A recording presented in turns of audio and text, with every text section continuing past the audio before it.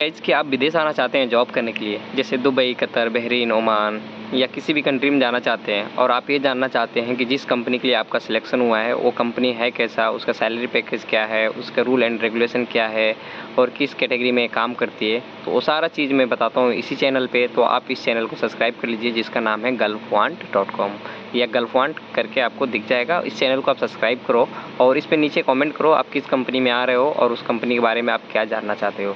तो आज के वीडियो में हम बात करेंगे इमदाद कंपनी के बारे में कि ये यूएई में है और ये फैसिलिटी मैनेजमेंट कंपनी है।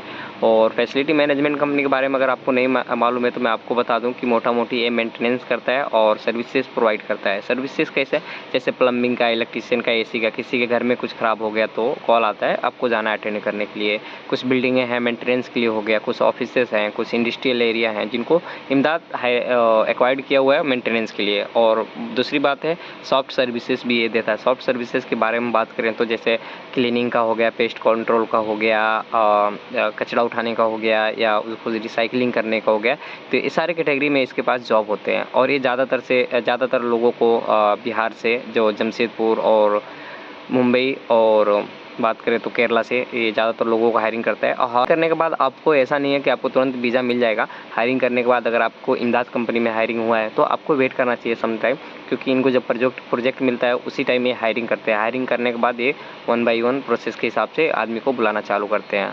और बात करें यहाँ पे सैलरी पैकेज के और इसका रूल एंड रेगुलेशन के बारे में, तो यहाँ पे सैलरी पैकेज ग्रेड के हिसाब से मिलता है। जब भी आप इंटरव्यू में जाओ तो आप ये कंफर्म करो कि आपका ग्रेड क्या लगा है। हम सबसे पहले मैं बात करूँ तो ग्रेड का क्या होता है कि ग्रेड के हिसाब से टेक्नीशियन यहाँ पे सिलेक्ट होते हैं, जैसे 6 grade, 7 grade, 8 grade, 9 grade, 10 grade.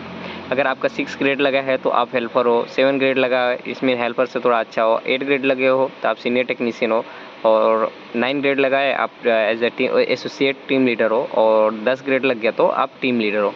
तो इसमें पैकेज भी अलग अलग होता है। जैसे कि अगर आपका 8 ग्रेड लगा है, आप सीनियर टेक्नीशियन में सिलेक्टेड हुए, तो उसमें आपकी सैलरी होती है 1250 बेसिक होता है और 350 खाने के लिए मिलता है, तो टोटल हो जाता है 1600। उसके बाद आप जिस भी साइट के हिसाब से या जिस भी साइट पे जाते हैं उसके हिसाब से आपको ओवर टाइम मिलता है। तो उसमें क्या है कि आपका सैलरी समथिंग 2000 के आसपास आ जाता है। और आप अगर 7 ग्रेड में आ रहे हैं, 6 ग्रेड में आ रहे हैं, तो आपको सैलरी 1600, 1500, 1800 तक का आ जाता है। वो डिपेंड करता है साइट के हिसाब से।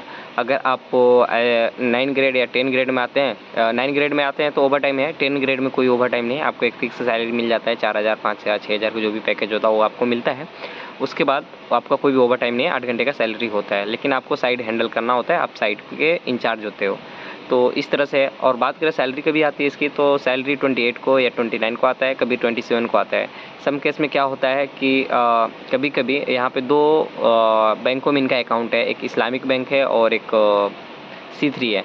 C3 वालों को कभी कभी लेट होता है, 29 को आता है, लेकिन जो इस्लामिक बैंक वाले हैं उनका 28 को सैलरी आ जाता है, या दोनों का कभी 28 का आ जाता है, कभी 27 को भी आ जाता है। लेकिन ज़्यादा अगर लेट भी होएगा तो एक दिन का इनका लेट होता है, लेकिन ज़्यादातर केस में इनको पहले ही सैलरी मिल जाता है।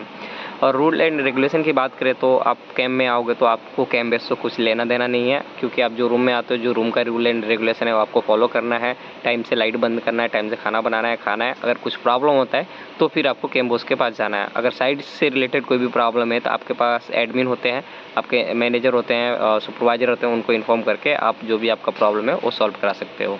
तो ये रहा इमदाद के बारे में। अगर आप जानना चाहते हो किसी और भी कंपनी के बारे में कि ये कंपनी कैसी है दुबई में या सऊदी में, ओमान में, कतर में, तो सारा चीज़ मैं बताऊंगा। अगर इसमें कुछ मिसिंग रह गया है तो आप कमेंट करके बता सकते हो कि क्या चीज़ मिसिंग रह गया, फिर मैं नेक्स्ट वीडियो में उसके बारे में एक वीडियो या कुछ ऐसा बता दूंगा जिससे आपको मालूम पड़ जाएगा ये कंपनी कैसी है। तो आशा करता हूँ कि आपको ये वीडियो पसंद आया होगा। आप पसंद आया तो प्लीज़ लाइक करिए यार, चैनल को सब्सक्राइब कीजिए और अपने दोस्तों में भी शेयर कीजिए। Thank you.